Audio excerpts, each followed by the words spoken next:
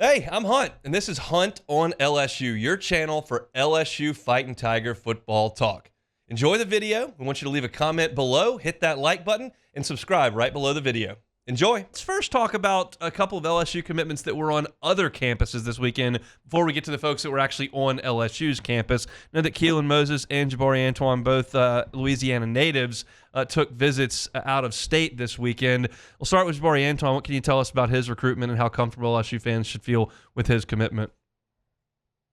Yeah, Jabari Antoine has checked out Miami and Florida State lately, with the Seminoles having hosted him this past weekend. And I think with Jabari, he committed really quickly right after Raymond got back to LSU. And, sometimes when kids these days do that, they feel a little left out as all their friends are taking visits over the summer and, seeing these college campuses and things like that. And so I think that's a lot of what's going into this, plus Miami, Chevis Jackson, who's recruiting him, so some familiarity there.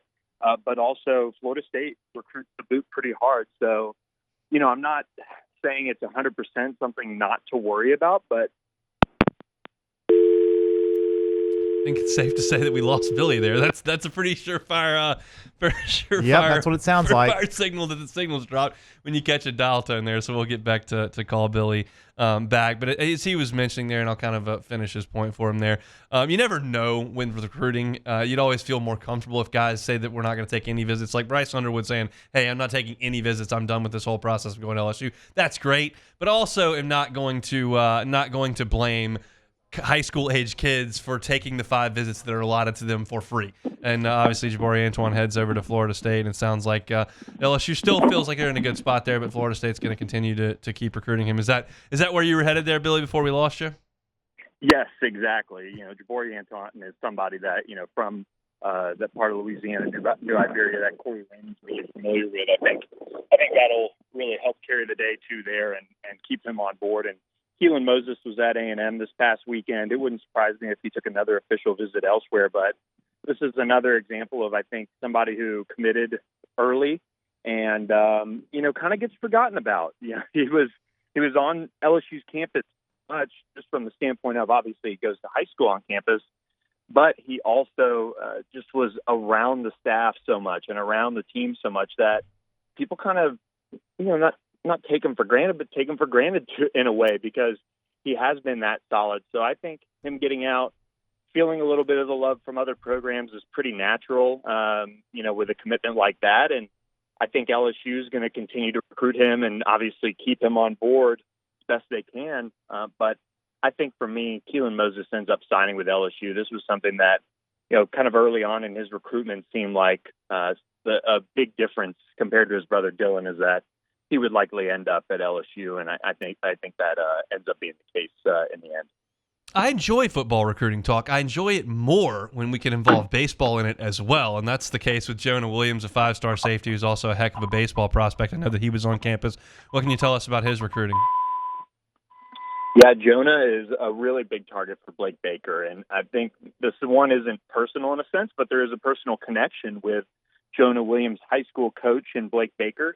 That is Blake Baker's high school coach. So kind of dating that one back, at least for Coach Baker. But Galveston Ball is also a really big school that supports Texas A&M in a way. That's Mike Evans High School. So that's kind of the big battle that LSU is facing there, is can they pull him out of Galveston Ball, which is, again, kind of historically been one that if A&M wants a prospect out of there, they can normally get him. So that's something that we're keeping an eye on here. But the baseball aspect with LSU is big for Jonah Williams, just from him getting the opportunity to maybe play baseball. I don't think, from what I've gathered, he is like a can't-miss baseball prospect. Again, I'm kind of loosely involved on baseball, but that's just from what I've gathered. But they would give him the opportunity to play it at LSU. And, Blake Baker sees Jonah Williams as somebody who he can have at safety, but also move him around the defense. He's a terrific athlete. He's got great size. And so for Jonah Williams to get over to LSU the same weekend that another Houston-ish area standout was on campus, in C.J. Ross and then Cade Phillips from Missouri City, that's a big push for LSU to try to get into Houston again. And I think LSU put its best foot forward. I don't know if it'll be enough to get Jonah Williams, but from what I've gathered, they're going to be right in it until the end for him. From this weekend of official visits, was there one that stuck out or some information that you gleaned that was the biggest news of the weekend? I know they had a number of prospects on campus. Yeah, I would go with one on the offensive side of the ball. I think C.J. Wiley out of Milton High School in Georgia is one that, just talking with some people around Georgia, there's a little bit more of a sense that, he is an LSU legacy. Of course, his dad's Chuck Wiley, but a lot of people just always thought he would just end up staying in state and playing for Georgia. And the Dogs are having to sweat this one, whether it's LSU or Florida State. But LSU did a really nice job recruiting him this weekend. Cortez Hankton continues to make him a priority. And it wouldn't shock me if LSU could pull that one off. But, they're one that they also just keep things so close to the vest. And maybe that ends up being why, Georgia is sweating it a little bit. But from what I've understood over the last, few weeks, the smoke around LSU and particularly just Wiley leaving the state of Georgia is kind of starting to build. We'll see if that carries the day. He's supposed to go see FSU this weekend and then make a commitment on June 25th, I believe. So that one is approaching an end fast. And then the other one that I think, and two actually on defense that I'll give you is four-star edge Jesse Harold. He really had a nice time. He keeps his recruitment pretty quiet. He doesn't really respond too much, but I'm from Tampa. I've tried to get in contact with him using that 813 number, and after the LSU visit, it finally paid off. So maybe that there's something to that in terms of him seeing it at LSU, and he's excited about it, and so he wanted to talk about it a little bit. Sometimes that's a tea leaf reading method we use there, but with him, it's kind of quiet. But LSU did a really nice job recruiting him, and I think he's kind of seeing it for LSU. So I think they'll be right there for him. And then Cade Phillips, LSU is recruiting him at corner. Texas is recruiting him at safety. I think that is something that really stands out to him, and he likes Corey Raymond a lot. He is in Texas and Texas A&M's backyard, and they'll have to weather the official visit to Texas this weekend. But I think the opportunity to play corner is something that really stands out to him. And so that's kind of one that might be a little bit of a dark horse.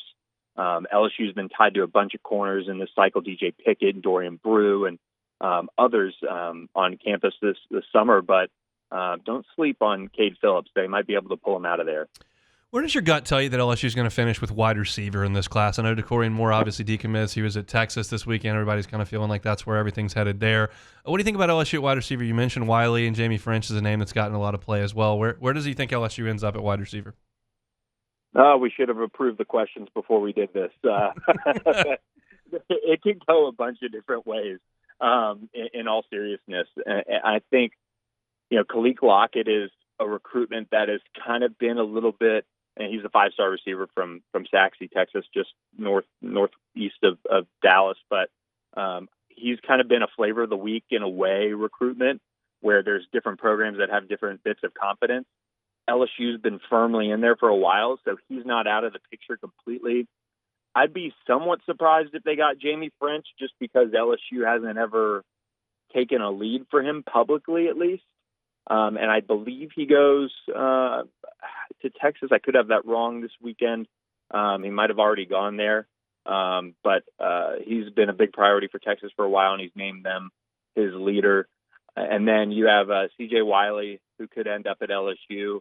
DeCorian Moore, I just don't see him ending up at LSU. And then from there, you have Teron Francis, really solid 4-star receiver out of Edmond Carr.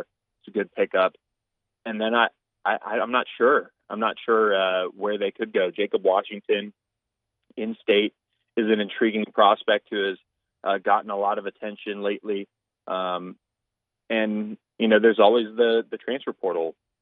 Maybe find a prospect that either redshirted or played sparingly as a freshman and then bring him in December and bring him home. So I don't think LSU is sweating it too much, if that makes sense. They've recruited some of the best receivers in the country, and they could come away with one or two, or they could come away with none. It's probably the position group that probably has the most amount of mystery in terms of who they really could ending up with, because if they don't end up with some of these high-profile ones, it is a matter of, okay, well, which in-state wide receiver do you offer? Do you turn your attention to some other prospects around the country that are maybe on the rise, things like that? While corner you look at, or safety, it seems like they've built their board, and not that wide receiver hasn't. We just haven't seen it manifest yet. But we've seen so many of those corners and safeties come through and get offered and things like that. So wide receiver is probably one of the biggest mysteries in this class. If you want to solve that mystery, get over to On3. Join that message board over at the Bengal Tiger. Billy, Shay, and Bruni do an awesome job. We appreciate some time on this Monday, Billy. Thanks. Anytime. Thanks for having me.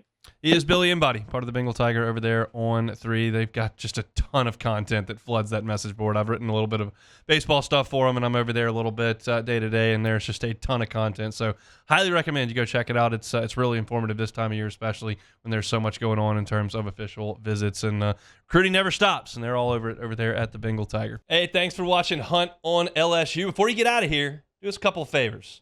Hit that like button. Leave your comments below and subscribe to the channel for all your Fighting Tiger football talk. See you next time.